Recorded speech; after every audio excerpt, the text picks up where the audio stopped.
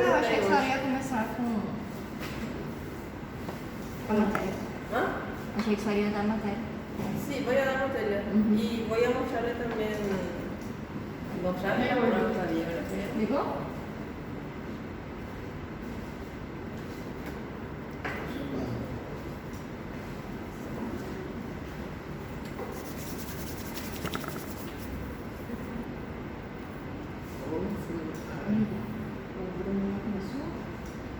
A partir de quando tiver, ainda não teve nenhuma.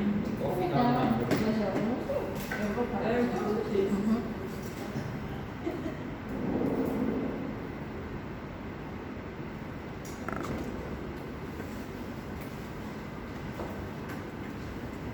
Chegar perto da Oi, Thaís. Boa tarde. Tudo bem? Agora sim você lembra quem tá isso.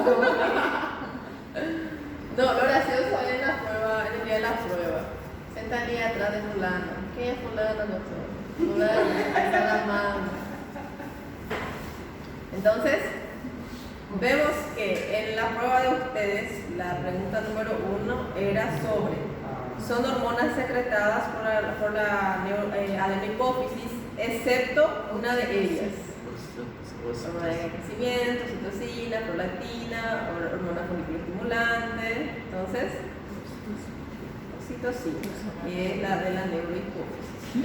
Después, el sistema de la columna dorsal medial se encarga de sensaciones de tacto que requieren alto grado de localización del estímulo, sensaciones de tacto que requieren la transmisión de fina graduación e intensidad, sensaciones básicas como las vibratorias. En esos casos son todas las anteriores. Después tengo cuáles son los estímulos que excitan los receptores de dolores rápidos. Estímulos dolorosos, mecánicos, térmicos, son todas las anteriores, menos en un caso de química que sería la química, ¿verdad? Después, ¿cuál es el neurotransmisor del dolor rápido? Glutamato. Y porque la sustancia P era de lento. Noradrenalina también no condice acá, ¿verdad? Entonces, después, los tipos de cefalea extracraneal, los dolores de cabeza que van a presentar el paciente. El paciente tiene dolor de cabeza porque el dolor, digamos así, el estímulo es en otra localidad. ¿Cuál va a ser? Cefalea de meningitis no es porque las meninges quedan en la parte intracraneal. Cefalea ocasionada por descenso de la presión del líquido cefalorraquídeo tampoco, porque como les dije, el líquido cefalorraquídeo por su presión va a estar como que haciendo que fluctúe, digamos así, lo que es la parte del encéfalo. Una vez que yo quite mucho líquido de ahí, ¿qué va a hacer el encéfalo? Va a estar como que, no es que cayendo, pero va a estar pesando un poco más. Por eso el paciente tiene dolor de cabeza después de una confusión. Entonces ese también va a ser intracraneal porque el encéfalo va a estar pesando y eso le va a doler al paciente. Después tenemos la jaqueca, que es enxaqueca, que es intracraneal también. Cefalea alcohólica también es intracraneal porque vemos que el paciente, Só falando que ele é intra. Só está falando que ele é intra. Era intra, sí. Porque vemos que si el paciente toma mucho alcohol y demás cosas, va a estar deshidratando, digamos así, la parte interna y todo más de los axones, eso va a estar dificultando la transmisión de neurotransmisores y por ende el paciente tiene ese dolor de cabeza. ¿Todas son correctas? No. Entonces, ninguna son correctas. Después, la tasa de secreción de la insulina es mínima, es de 15 nanogramos, 25, 35, 45. 25. Y después, llega a la consulta un paciente con indicación de otro médico de realizar estudios de las hormonas de la neurohipófisis. Usted abre el pedido y encuentra que se ha solicitado la GH, la adenocorticotrópica, la TSH, la FH y la LH oxitocina. ¿Está correcta la indicación y por qué? Está incorrecta porque La mayoría de ellas no hacen parte de la neurohipófisis. ¿Quién de ellas hace parte de la neurohipófisis? Oxitocina, Outra é DH, não é? ADH. Y después, paciente, sexo masculino, 43 años de edad, consulta, llega a la consulta para que usted evalúe su perfil tiroideo. Vemos los resultados siguientes: TSH 0,2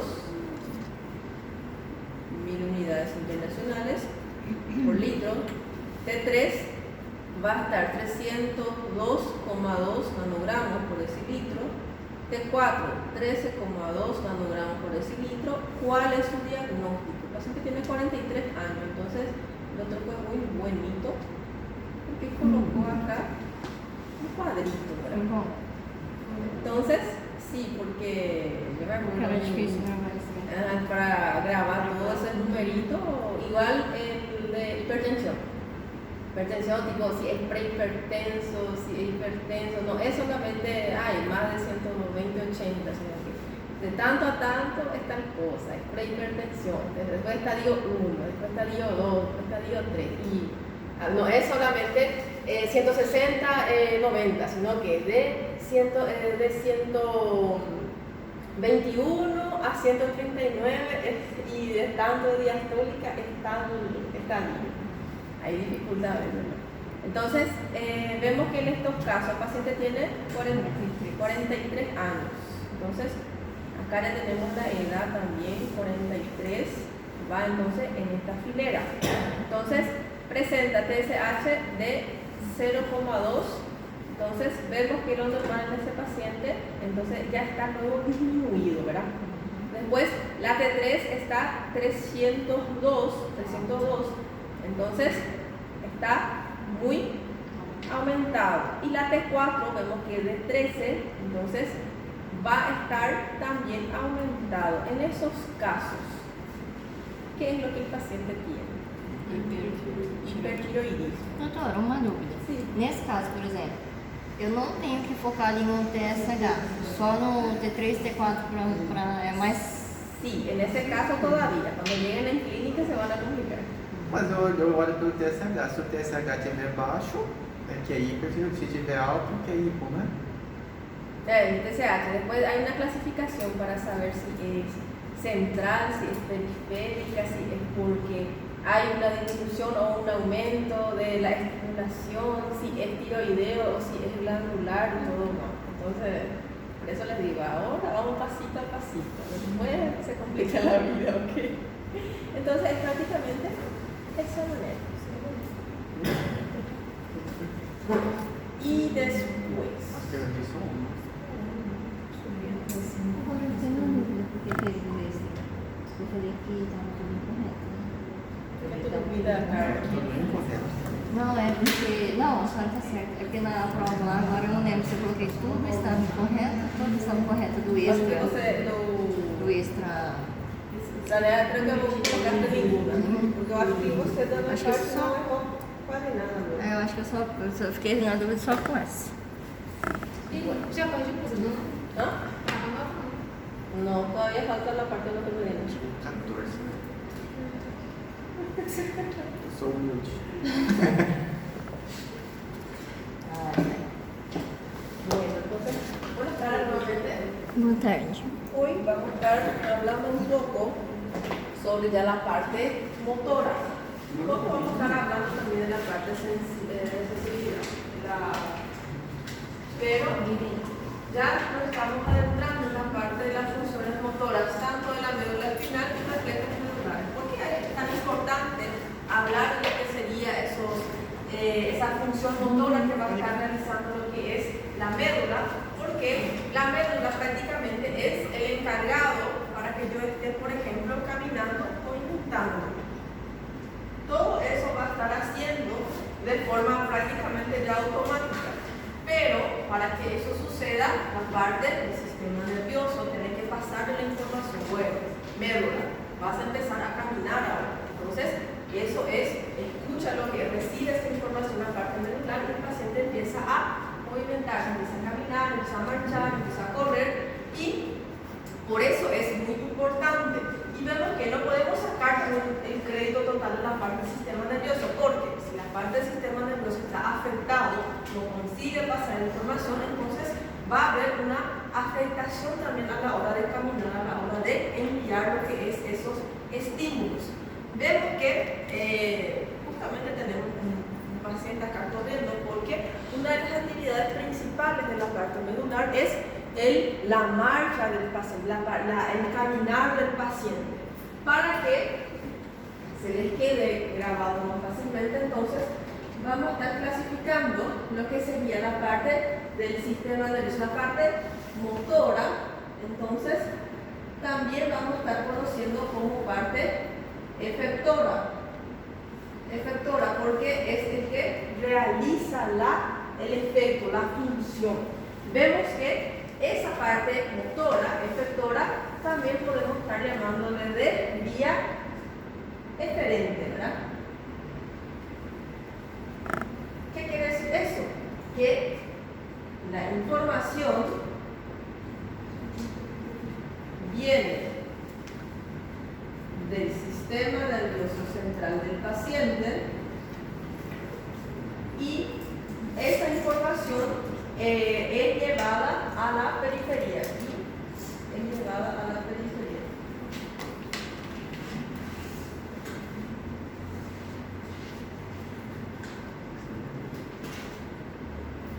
Para realizar la acción. Después tenemos lo que sería la parte de sensibilidad. Sí, muy buen día, presencia. Entonces va a ser conocida como la que recopila la información periférica, va a recoger la información, la parte periférica, él recibe información. Entonces, recibe información de la periferia y lo lleva al sistema nervioso central del paciente. Entonces, vemos que la parte motora, la parte efectora, entonces es quien va a estar realizando lo que es el que responde. Por ejemplo, cuando yo toco, siempre les daba ese ejemplo, cuando yo toco algo frío o caliente, entonces yo voy a estar sintiendo, voy a estar recibiendo ese estímulo, digamos así, a través de la parte de sensibilidad. Y vemos que para que yo quite esa mano de ahí, quien va a estar realizando esa respuesta va a ser la parte motora. Para que yo quite la mano del objeto caliente, quien envía ese estímulo es la parte motora, para yo retirar la mano de ahí. La parte sensitiva también es conocida como lo que sería, si este es eferente, entonces este de acá va a ser aferente. Aferente es que lleva la información al sistema nervioso, y el eferente va a ser quien lleva la información del sistema nervioso a la parte periférica, y acá viceversa. Lleva la información de la parte periférica hacia la parte del sistema nervioso de mi paciente. Conociendo, sabiendo esto cómo funciona, prácticamente ya les facilita para muchas otras preguntas que van a estar surgiendo después. Vemos que Doutora, essa parte da motora, ela não. Bom, não sei se eu vou conseguir. Ela seria uma. Só falou efetora, mas a mesma coisa que refletora. Tipo assim, porque ela. refletora. Porque tipo assim, você vai pegar uma coisa quente, mas automaticamente você sabe que você vai se queimar. Então, ela meio que reflete. É isso que eu quero meio que. Casi eso. Cuando nosotros ya sabemos, ya no hacemos eso automáticamente. Pero si tocamos, sentimos, y para que yo suelte ese objeto caliente para evitar el que me queme, entonces quien hace esa respuesta de sacar la mano de ahí, hacer la parte motora. Y vemos que esta parte, esta función está muy asociada también con la parte de lo que serían los reflejos. Los reflejos de la parte, por ejemplo, reflejo el reflejo papelar, por ejemplo, del paciente, que vamos a estar viendo también el día de hoy. Entonces, las funciones motoras de la médula, los reflejos medulares. Los reflejos medulares prácticamente son lo que la médula recibe y va a estar pasando hacia la parte del sistema nervioso. Y también, si yo recibo una sensación de calor, de frío, entonces muchas veces toda esa información llega por la parte del asta posterior, pasa la información a las interneuronas y después a las motoneuronas anteriores para que la motoneurona esté soltando ese objeto, digamos así, que le está lastimando al paciente. Entonces, eso sería prácticamente el trabajo, todo se va a estar dando en la parte medular y también esta información va a pasar hacia la parte del sistema nervioso superior. Vemos que dentro de la parte de la médula vamos a estar teniendo la sustancia blanca, la sustancia gris, y la sustancia gris es prácticamente todo esto que podemos estar viendo. Esa sustancia gris es donde se conoce como la zona de integración. ¿Por qué zona de integración? Porque vemos que del asta posterior llegan las raíces sensitivas. Yo toqué algo caliente, entonces yo siento por la parte posterior, por el asta posterior, llega ese estímulo caliente, llega a avisar hacia la parte de la región gris, la zona gris. Vemos que en esta zona tenemos muchas otras fibras que van a estar conectándose todo. Entonces, va a pasar esa información a otras partes, otras fibras nerviosas, y esas fibras nerviosas consecuentemente van a estar conectándose con lo que serían las raíces motoras. Esas raíces motoras son las motora, efectora, que es la eferente, ¿verdad? Vemos que para que llegue todo ese estímulo hacia la parte de la posterior, se tiene que estar mezclando la información en esta porción, ¿verdad? Tengo lo que serían las raíces sensitivas, tengo lo que serían las fibras, o también llamadas de interneuronas. Las interneuronas hacen conexión prácticamente entre, yo tengo las raíces nerviosas sensitivas. Esas raíces sensitivas tienen que conectarse con las motoneuronas.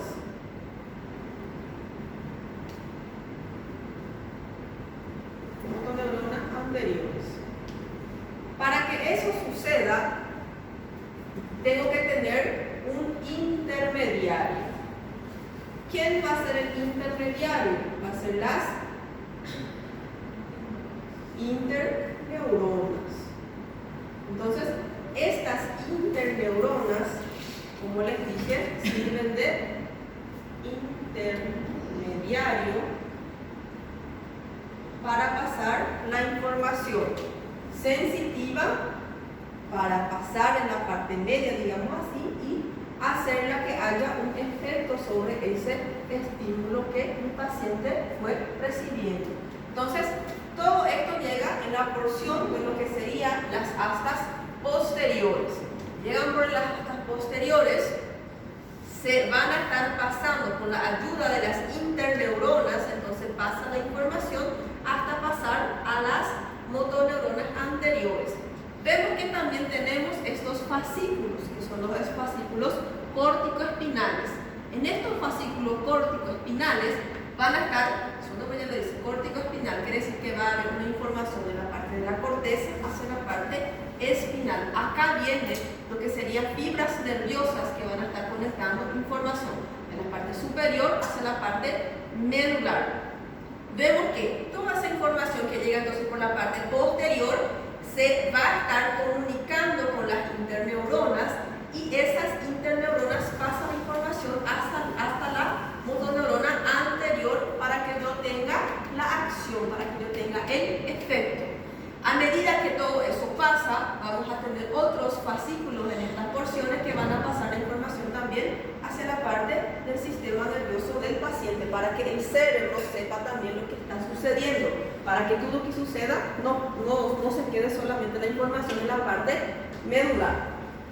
Vemos también que toda esta red que podemos ver acá, hay un montón, ¿verdad? ¿Para qué? Si yo tengo un estímulo de la parte sensitiva, llega a estimular, a excitar toda esta zona de fibras, entonces va a haber también mucha información, va a haber una sobrecarga de excitación, estimulación en esta zona. Para que no haya tanta información, para que no haya tanta excitación, yo tengo que tener también lo que se conoce como las células inhibitorias. Inhibitorias de Ramusho. ¿Cómo se escribe? Mi inglés es británico, es medio diferente.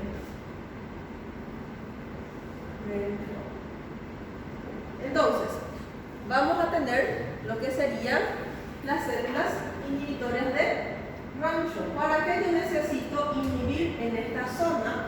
Para que, por ejemplo, si yo recibo una estimulación, entra en esta porción, va a estar excitando toda esta parte, ¿verdad?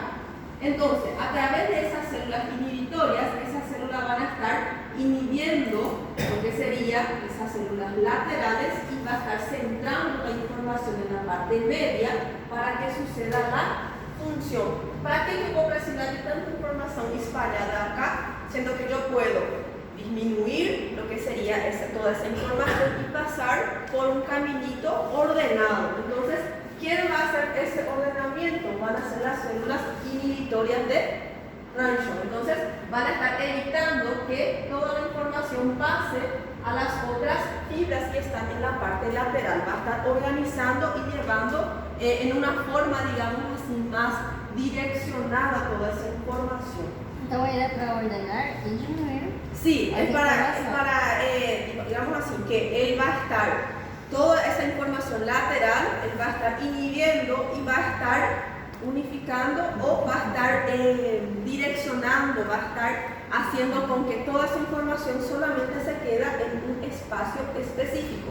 ¿Para qué yo quiero una información hacia la parte lateral?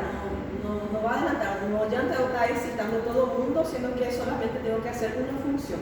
Entonces, para evitar el cansancio excesivo de esos axones, entonces yo voy a estar evitando toda esa excitación lateral y voy a estar concentrando la información, la excitación en una zona central. Bueno, entonces en esta zona podemos estar viendo todo lo que sería la parte de las neuronas, las fibras que componen las partes neuronales de la sustancia gris. Vamos a tener las clasificaciones. Las motoneuronas anteriores son motoneuronas porque son neuronas motoras anteriores porque van a estar saliendo de la porción anterior del asta de medular. Vemos que entonces en esta parte de motoneuronas anteriores voy a estar clasificándola en motoneuronas alfa y gamma. Vemos que acá yo tengo la motoneurona alfa, sale de la porción del asta anterior y esa motoneurona alfa va a estar inervando lo que sería la porción del órgano tendinoso de Golgi. Entonces, lleva lo que sería estímulos motores en la parte de lo que sería el órgano tendinoso de Golgi. También tenemos las motoneuronas gamma. Esa motoneurona gamma también sale del asta anterior y me va a estar inervando la porción media de lo que sería la parte muscular. ¿Qué yo encuentro en la parte media? El uso muscular. Entonces, de ahí viene ese, por ejemplo, si yo empiezo, ayer te vi corrida, ¿verdad? No me acuerdo. Allí yo no tengo preparación física para eso ni nada, ¿verdad? Entonces, bueno, voy a hacer 5 kilómetros por ejemplo. Entonces, agarro, voy. Empiezo a hacer un esfuerzo excesivo.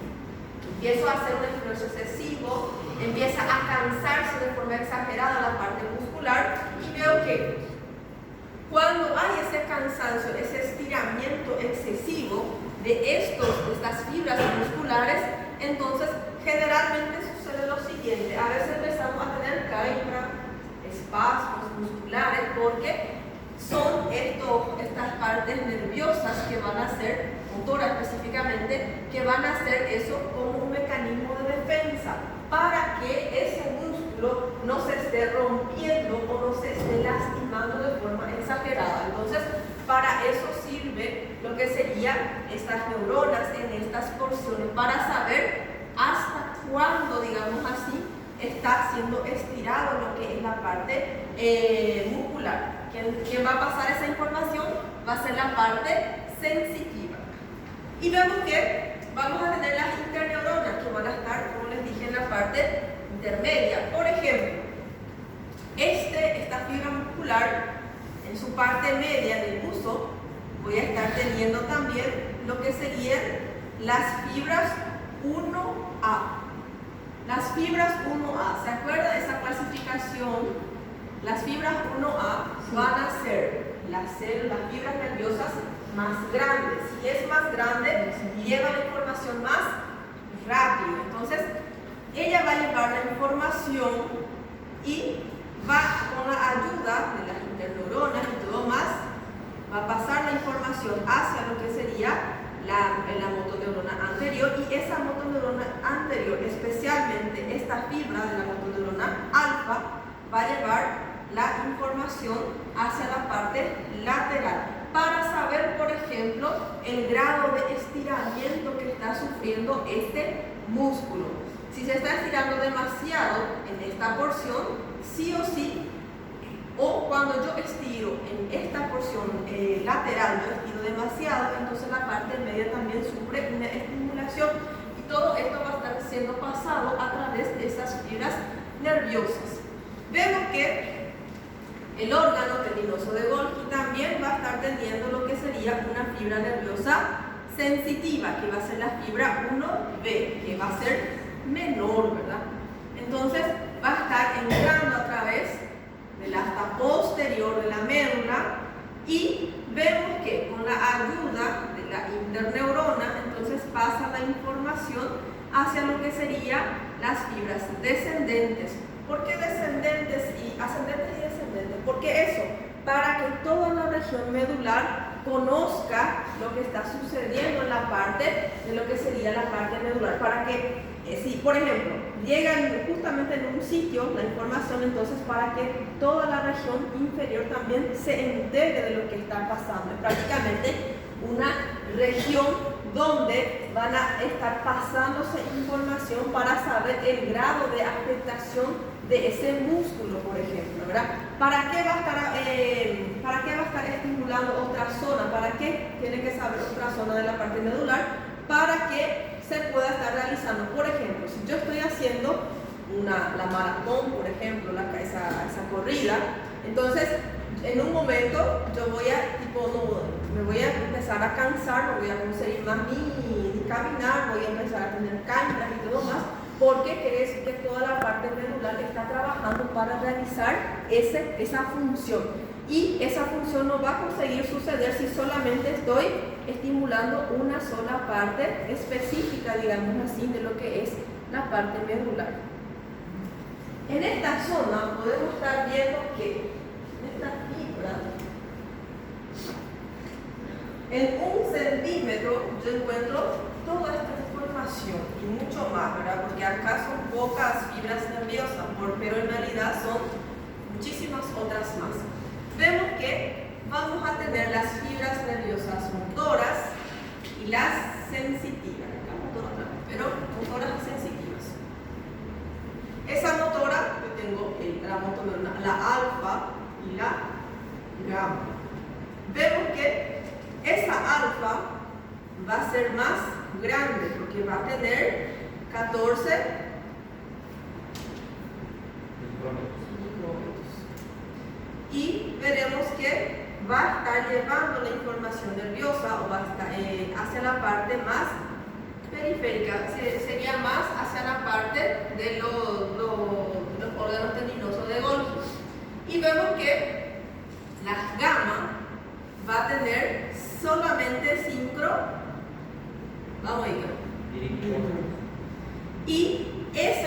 información de esa gama, entonces va a llevar hacia la parte del uso muscular. Todo esto es motora, todo eso entonces es efectora.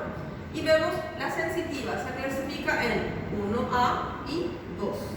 La 1 siempre es de mayor diámetro, lleva la información más rápida. Y vemos que va a tener sus fibras en la región cercana a lo que sería el uso muscular. El 2, por ejemplo, va a tener también su función específicamente bien al lado de lo que sería la parte del uso. Vemos que tanto de este lado, voy a tener también de este lado, y esta porción sensitiva también voy a estar encontrando en este lado, solamente que no se coloca todo detalladamente porque si no va a haber mucha información y no vamos a estar entendiendo específicamente la distribución. Vemos que esas conexiones de motoneuronas con las interneuronas, entonces anteriores, son responsables de la mayoría de las funciones integradoras. Como les dije, se conoce como zona de integración porque toda la información sensitiva que llega de la parte del asta posterior de la médula va a estar integrándose, va a estar acá. Toda la raíz sensitiva, entonces cuando llega a la porción del asta posterior, se integra con lo que serían las interneuronas. Toda acá voy a estar encontrando lo que sería todas estas fibras llegan a esta interneurona y de ahí entonces se van a estar cambiando y siendo lo que sería la motoneurona anterior. Sensitiva pasa a ser motora a través de la ayuda de quién? De las interneuronas. ¿Por qué se conoce la sustancia gris como área integradora? Porque es ahí donde va toda esa información y va a estar ayudándose, mezclándose, digamos así, para que haya una secuencia de funciones. Todo lo que es sensitivo llega por el asta posterior o el asta dorsal y justamente en esa región gris, en esa área gris, zona gris, entonces como yo tengo acá lo que sería la interneurona, entonces va a suceder lo que es una integración de información. Si yo siento, justamente agarré a lo que es caliente, toda esa información sensitiva llega por el asta posterior. Con la ayuda de las interneuronas, entonces yo voy a conseguir sacar mi mano de ahí para que yo no me lesione. ¿A través de qué parte, digamos, el sistema nervioso yo voy a estar sacando la mano? A través de la función de las raíces motoras. Por eso se conoce como efectoras. Y acá, como les dije, vamos a estar encontrando lo que serían las células de Renshaw. Mi mamá debería de ponerme a estudiar inglés en vez de catequesis. Fueron 8 años de catequesis. Pero bueno, soy una buena cristiana. Cristiana en católica. Bueno, vemos que entonces, como les dije, las células de Renshaw van a ser prácticamente, son conocidas como células inhibitorias, porque van a estar evitando que toda la información lateral se esté estimulando de forma excesiva todas las fibras que están en la parte lateral. Entonces él va a estar centrando la información y llevando en una sola dirección, evita todo ese esparzamiento. Él es el que va a estar acumulando. Por ejemplo, cuando nosotros tenemos nuestro guardarropa, se fala así, todo eso organizado encima de la cama, de la silla, de la mesa, del sofá, y no decir luego. Todo este tumulto no va a estar en ese ropero, en ese guardarropa. Entonces, ¿quién va a venir a...? Nosotros vamos a estar organizando toda esa ropa, llevar toda esa ropa a nuestro ropero. Entonces, ¿qué vamos a estar haciendo? Vamos a estar sacando la parte lateral y vamos a estar enderezando, digamos así, en un solo lugar. Tem lugar específico, doutor, para onde ele direciona? En la parte central. Lleva todo por la parte central y de ahí hace como si fuera un caminito, digamos así, para que él pueda estar recorriendo. Sempre vem das partes laterais. Hã? As laterais do centro. Por centro. Porque, como les dije, si yo tengo una estimulación en la parte central, yo no necesito toda la información lateralizado porque va a estar haciendo que se estimule demasiado todas las fibras y va a haber un exceso de excitación. ¿Qué sucede cuando hay un exceso de estimulación en la parte de la parte sináptica? Va a llegar el momento que esa sinapsis se va a cansar, se va a agotar de pasar toda esa información desnecesaria, digamos así. Entonces va a haber, como les digo siempre, va a empezar a faiscar a ese paciente porque tiene un estímulo excesivo, no va a conseguir parar. Y vemos que la estimulación de cada motoneurona tiende a inhibir a las motoneuronas continuas, según el efecto también denominado inhibición lateral. ¿Para qué? Por ejemplo, si yo tengo, acá podemos ver que toda esa información llegó en esta motoneurona y esta siguió con la información. No necesito, por ejemplo, si acá había otra parte, otra motoneurona anterior, por ejemplo, no necesito llegar esa información ahí para llevar la misma información, sino que unificó, digamos, se direccionó, encaminó de forma precisa, concisa. Y vemos que vamos a estar atendiendo las conexiones multisegmentarias. Esas conexiones multisegmentarias a partir o desde el nivel de la médula espinal hacia los demás que van a ser conocidos, son conocidos como fibras propioespinales. Cuando son propioespinales quiere decir que la información surgió, se originó en la parte, llegó hasta la parte medular y esa médula va a pasar a otro segmento, por ejemplo, descendiente y ascendiente en la parte medular. Por ejemplo, si esa información era de la corteza para la médula, entonces iba a ser fibra, por ejemplo, córtico-espinal, porque era de la corteza para la parte espinal. Pero en este caso es llamado de propio espinal, porque es propio lo de la espina. Entonces, toda la información que va a estar pasando en la espina, en la parte medular, entonces pasa a la parte descendente y a la parte ascendente para que toda la parte espinal del paciente se entere de lo que está pasando. ¿Está bien? Propioceptiva, entonces el propio espinal es prácticamente propio de la médula. Todo el estímulo, esa médula va a estar pasando para la parte inferior descendiente y la parte ascendente, pero solamente la parte medular. En el caso que la información viniera de la corteza para la médula, para la parte espinal, entonces va a estar siendo llamada de córtico espinal. Después tenemos córtico cerebeloso, cerebelo espinoso, pero eso vamos a ver después, ¿ok? Nesse caso aí é porque ele chegou à médula, a Sí, informação chegou à entonces médula. la médula tiene toda esa información. Llegó la información a la parte medular, por ejemplo, y en esta zona vemos que la información va a estar ascendiendo y va a estar descendiendo, pero solo en la parte de la médula, no llega a la parte de la corteza do hipotálamo, sino que para que toda la médula pueda estar sabiendo cómo se está estimulando, por ejemplo, el músculo, si el músculo ya se está cansando, qué va a estar haciendo para que pare de estar estirándose de forma excesiva. Por eso dice, fibras propioespinales, ascendentes y descendentes, que de la médula van a estar suministrando una vía para reflejos multisegmentales, para varios segmentos medulares. Por ejemplo, para la parte cervical, la parte torácica, la parte lumbar, para que se pueda estar llevando toda esa información. Por ejemplo, para que un grupo muscular se excite y la otra parte muscular se inhiba.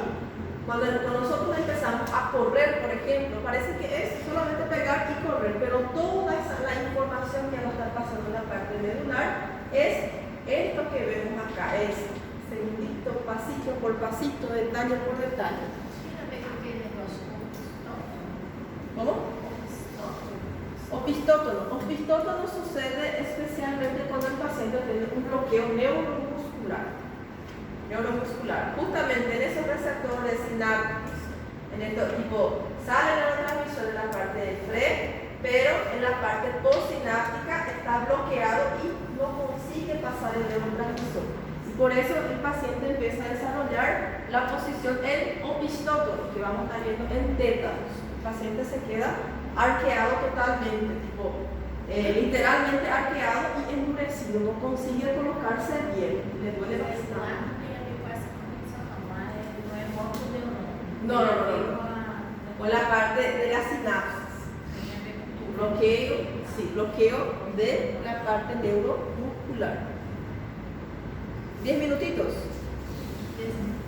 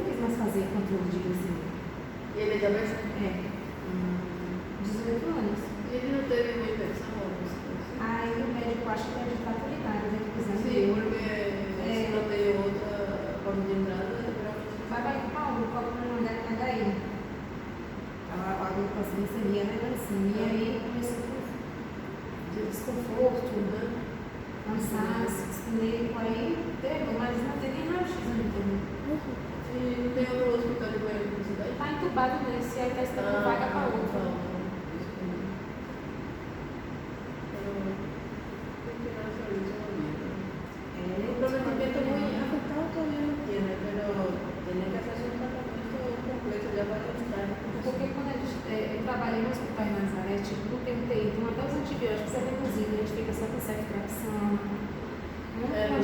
pessoas de maior de velocidade. uma universidade.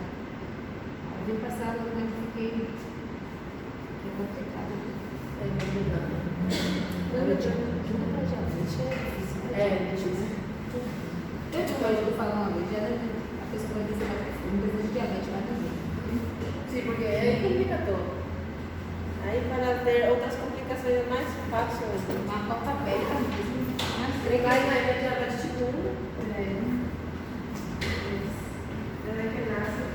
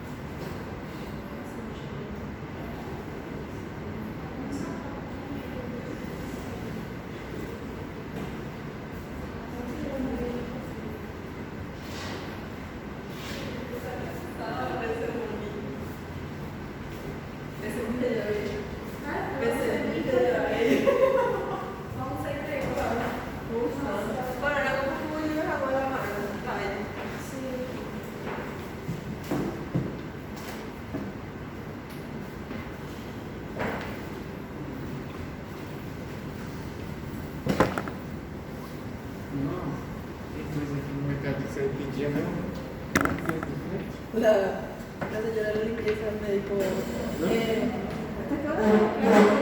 Hasta las 6. Entonces, 6 horas, no sé, tipo, libera él, de que esa hora de meter un igual, no preciso con el porque hay un grupo que entra más temprano y otro que entra más tarde. Después de las 6, quien entra más tarde, fica ainda a tudo, né? 6 saem antes. Não precisa. Vou lá falar pra ele, sabe, não tá ajudando não. No, pero la clase acabamos, no vamos a terminar hoy. Nervioso es imposible terminar en un día. Vas a terminar, pero son unos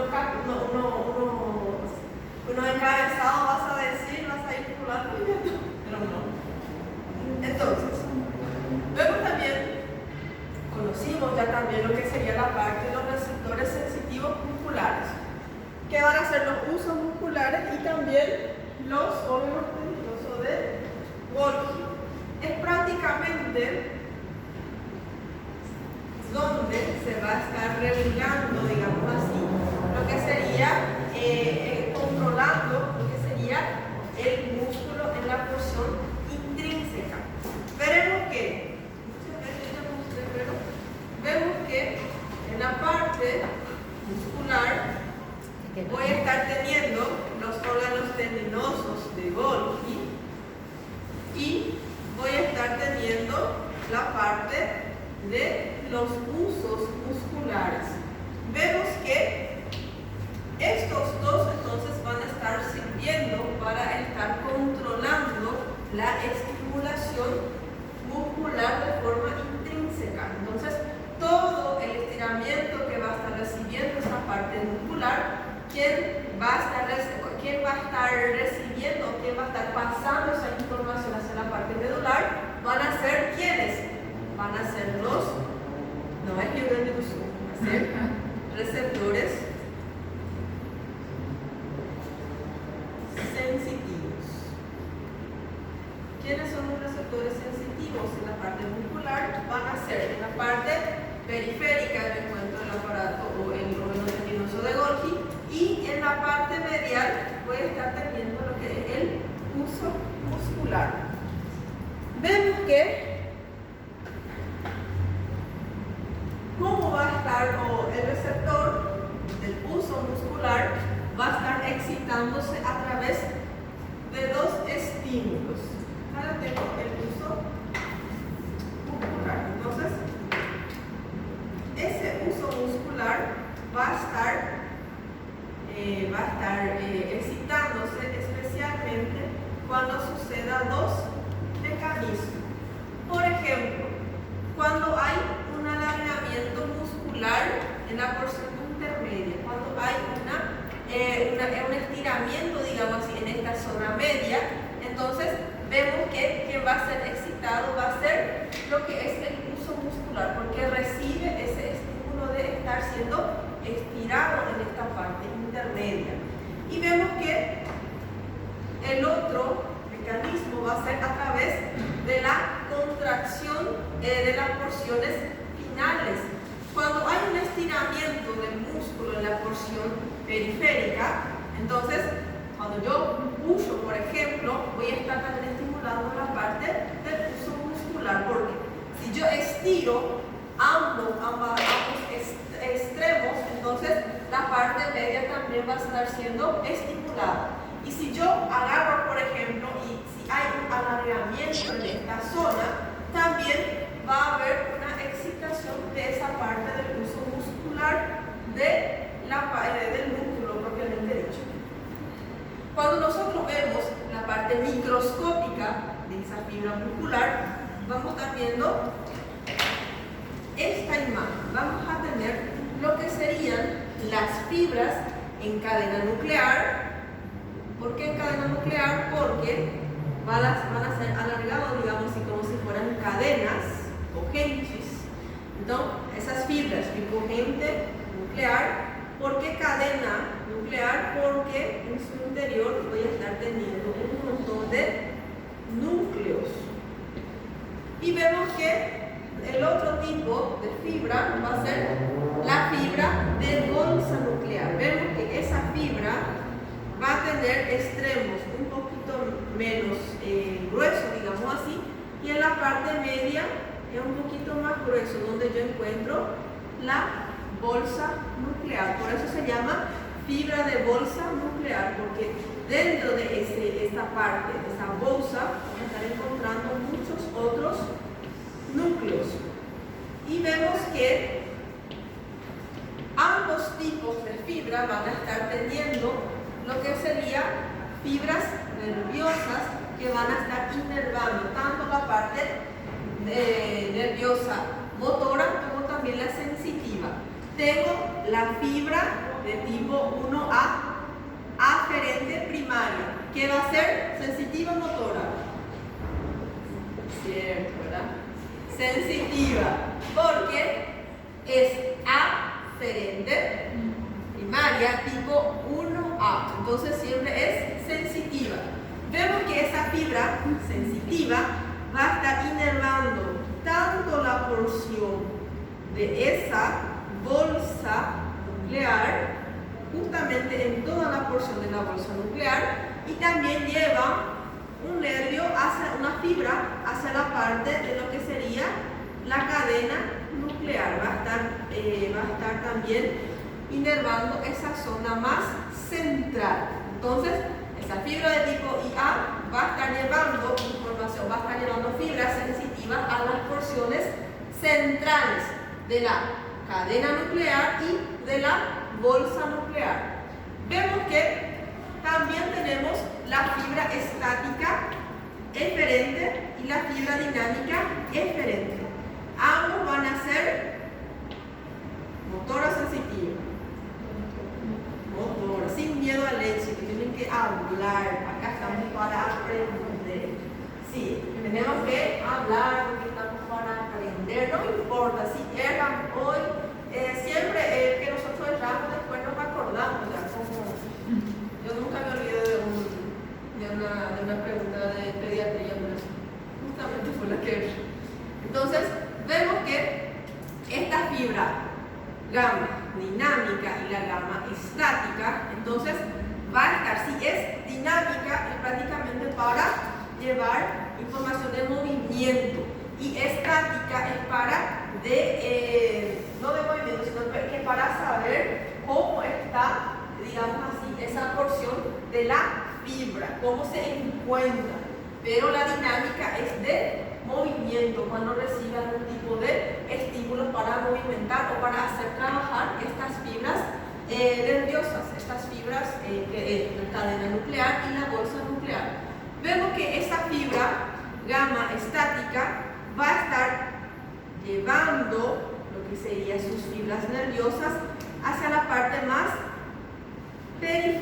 periférica, tanto de lo que sería la bolsa nuclear y la cadena nuclear. Vemos que esta fibra dinámica eferente ya lleva justamente la porción final, justamente en la parte más periférica todavía. Y la fibra de tipo 2 aferente, que también es una sensitiva, va a estar llevando fibras hacia la parte periférica y hasta la parte central. La fibra dinámica del movimiento y el estático. El estático es para ver cómo está, sin movimiento, cómo se está comportando, digamos, esa fibra, cómo está el reposo. Hoy en la Fábula, ¿ven? ¿Cuánto tiempo? ¿Saudades de mí? Muito sim. Muito, sí. Muito bem. Muy bien. Aí no caso, E recordar. As aulas. quando é sensitiva, é a parte superior ou inferior? Tanto superior como inferior tiene fibras sensitivas, porque ambos van a estar pasando información, tanto a parte superior como inferior. Acá, por ejemplo, vemos como superior e inferior, pero en la parte del músculo, en la parte microscópica, van a estar todos uno al lado del otro, encima del otro. Vemos que solamente para saber la característica, digamos así, para que el día de mañana no, ay, no, nunca vi esto, entonces sí vieron, no mientan. ¿Está bien? Esto es prácticamente, como le dije, la parte más microscópica. Generalmente no sale en examen. Y si sale, yo le voy a estar avisando, ¿ok? Tu nombre estaba en la lista. Cuando viniste a... Ah, mentira. Sério? Sim. Eu fui na secretaria e perguntei se meu nome estava na lista. Eu estava na faculdade. Tu nombre estaba en la lista. Na da manhã ou da tarde, doutora? Eso no me acuerdo un poco. Creo À que tarde não tava, não. de mañana. Na da tarde? Não, à tarde você não tava, não. Porque yo me acuerdo que tu nombre estaba, justamente yo llamé y los alumnos preguntaron, doutora, quem que é Karina? É, da turma da manhã. Eu até achei estranho ela não fazer a prova com nós, mas seu nome não tava na lista da tarde. Então, eu cheguei de manhã para a prova de fisiopata. Aí fui na secretaria para ver se meu nome estava nas listas de fisiologia para fazer a prova, porque daí eu tinha a prova de Guarani 11h20, daí depois eu tinha a prova 2 horas de ética e depois seria a prova de fisiologia. Nossa! Nossa, toda a Aí, como matéria. diz o outro, cabeça cansada, você já está gostando do negócio, não precisa fazer, beleza, não fez. À tarde você não tava, então foi triste. Por isso que ela conseguiu. Eu achei que a secretaria de saúde não estava na pausa para fazer a prova. Então você ficou na parte da manhã, né? Você já fez de manhã.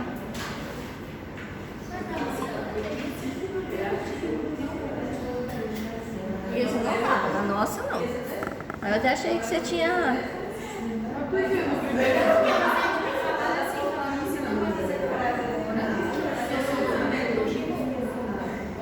no primeiro dia de manhã?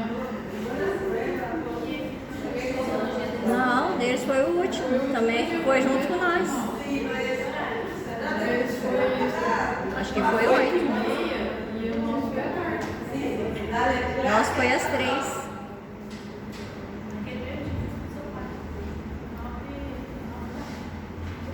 Entonces, cuando hablamos de reflejo miotático muscular, vamos a estar hablando específicamente de qué? De estiramiento muscular.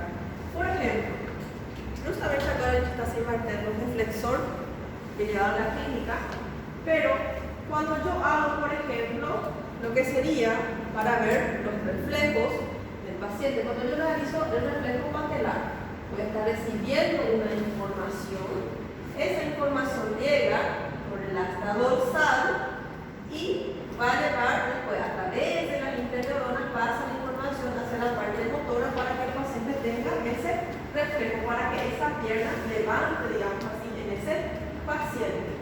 Por eso se llama de reflejo miotático muscular, porque también trabaja en la parte reflectora, en la parte de los reflejos, por ejemplo, el patelar. Acá podemos ver la fibra muscular que va a estar teniendo tanto fibras sensitivas que llevan la información hacia la parte posterior del asta y la respuesta de la acción va a venir a través del asta anterior, a través de la motoneurona anterior hacia la parte muscular.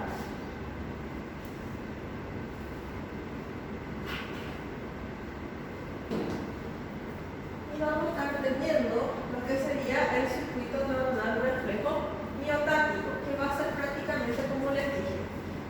Toda esta información que esta fibra nerviosa sensitiva va a estar llevando a partir de ese músculo, va a llegar a través de la asta posterior, en la parte de la sustancia gris conocida como zona de integración, va a pasar por otras interneuronas hasta llegar a lo que sería la motoneurona anterior.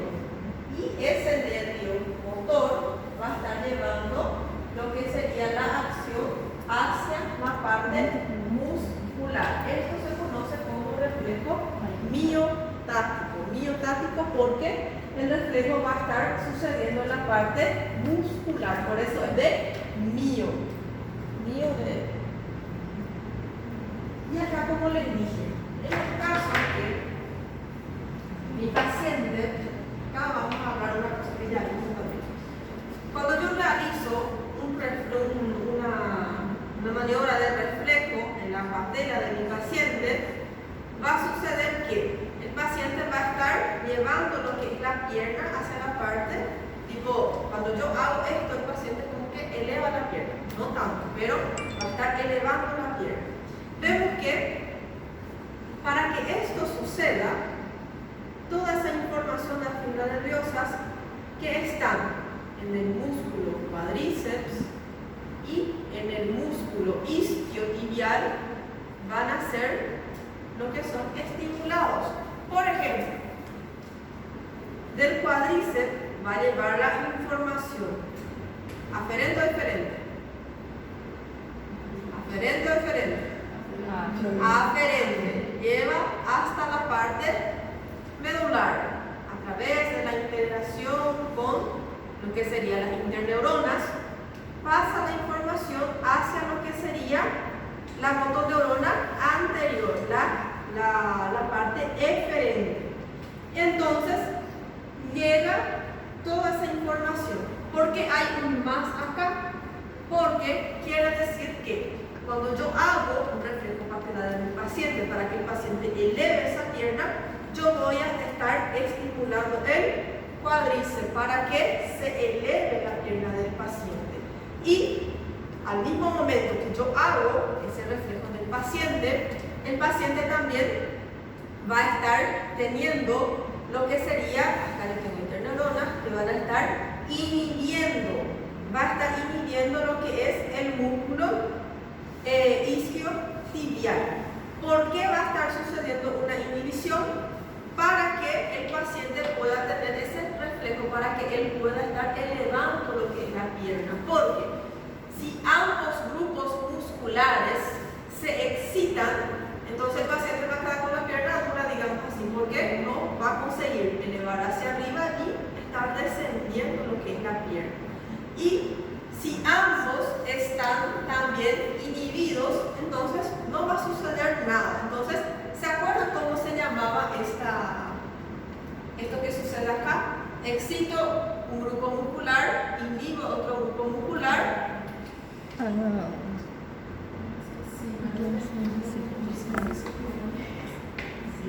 Inhibición recíproca. Inhibición recíproca, porque yo voy a estar estimulando, excitando un grupo muscular, mientras yo voy a estar inhibiendo también otro grupo muscular para que el paciente pueda estar elevando lo que es la pierna, para que el paciente no, porque así como les dije, si ambos se excitan, el paciente no va a movilizar esa pierna, entonces el paciente va a tener el reflejo patelar abolido o ausente, ¿verdad? Doutora, o que tem a ver isso com yoga? Yoga. Olha lá, mas yoga. Fue la mejor imagen que encontré para explicar. Y dije yoga, yo nunca hice yoga. No sé ni. Ô, doutora, tem a ver assim, se eu fizer essa ligação daqui, astas posteriores é aferente e astas anteriores é eferente ou não tem nada a ver? Pode ser que astas posteriores sejam eferentes. No, siempre son diferentes, porque siempre la información As posteriores, sensitiva entran por las astas posteriores, asta dorsal también llamada. tá, Y todo lo que sale por la parte anterior siempre es motor. tá. Si cambian algunas ediciones del libro, le voy a estar avisando. Uhum. Ok, pero Como que é? Não, mas só não entendeu a ligação que eu fiz? Tipo assim, que as astas posteriores vão ser aferentes aferentes. e as astas anteriores serão eferentes. Tá, Sí, porque son efectoras, motoras. tá. Mas os neurólogos sí le decían É eso. uma ligação. La misma cosa es, tipo, las posteriores llevan información de la parte periférica hacia la parte central, digamos así. Entonces, vemos que este va a ser aferente y esto que sale de acá va a ser eferente o efector. Pero si vos le decís eso al neurólogo, sí, está bien, pero el neurólogo te va a decir, no, pero el asta posterior, en el asta posterior entra sensitivas, neuronas o fibras sensitivas, y en las anteriores van a salir motoneuronas anteriores. Es la misma cosa, las mismas cosas, solo que son cabeza viva. Vemos 5:30. Nossa. Nossa, doutor. Nossa semana foi puxada semana passada. Essa semana foi puxada, né? Queria Júnior. O que ele parece assim? Continuando a classe queria, né? Claro que sim. Porque a classe queria já está lá para terminar. Después, parece que o sea, el slide tiene 30 y poco, pero después ya habla de las afectaciones. Y como siempre yo digo, siempre coloco doença no final, porque no livro tem também, e sempre coloco porque aí você me diz, por isso que o paciente com Parkinson tem esto. É que é mais fácil associar e entender quando você coloca a patologia, quando você só fala da parte normal, parece que não faz sentido. Mas quando você coloca a patologia aí, dá para fazer. Bueno, Alex Mogino, Aline tampoco. Giovanni tampoco. ¿Qué pasó, Giovanni? Ainda não acabou o Tá aniversário. com febre. Joyce Noguino, Luiz Felipe tampoco, Thaís Nino.